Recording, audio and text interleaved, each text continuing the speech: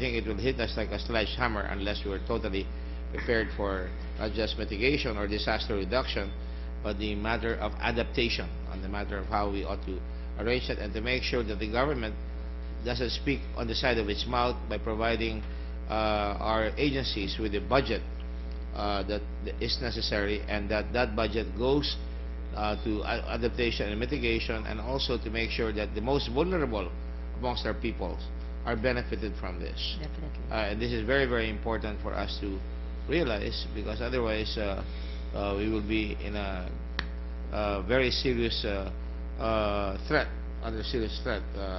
I've never said this in public, but just between us Indians here, and just for the record, for the last time, I hope the Philippines has always been between number 3 and number 4 in the most disaster-prone countries in the world. And that is why it's important that the statement be made. And finally, Mr. President, Senator Gordon is considered the guru or the expert on tourism. And there will be no tourism or ecotourism to speak of in our beautiful country if we do not implement environmental laws. And I think what the LGU and the NGO in El Nido and Palawan is an example of a collaboration, a tripartite, multi-partisan collaboration of how they have made the people actually imbibe the value of protection of the environment. And I think that every coastal municipality or area around the country must have that kind of value as well. I know that the good senator had many programs when he had his stint at the Department of Tourism. I think it would be a good suggestion to incorporate environmental compliance of already existing laws into the present tourism programs of the present administration. If I may, Mr. President, just as an observation, this morning I left at 6:30 in the morning to go to Carvalho or Isla de Carabao or San Jose. This is an island right beside Boracay, Mr. President. White sand beaches, very beautiful community.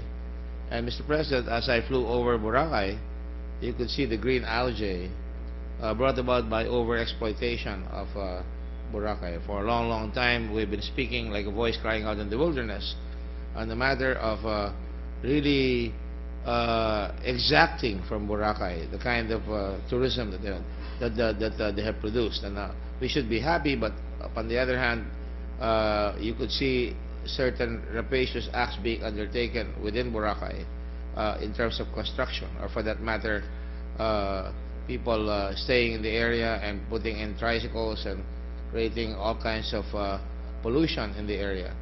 Now, in Carvalho Island, just for the record, Mr. President, in the Isla de Carabao, again, this is a very, very pristine area. That's indeed very beautiful, white sand beaches. The mayor there, I'm happy to say, is taking up the cudgels in terms of environmental responsibility and is providing for a master plan. So the message of environmental responsibility is being taken very seriously by our people.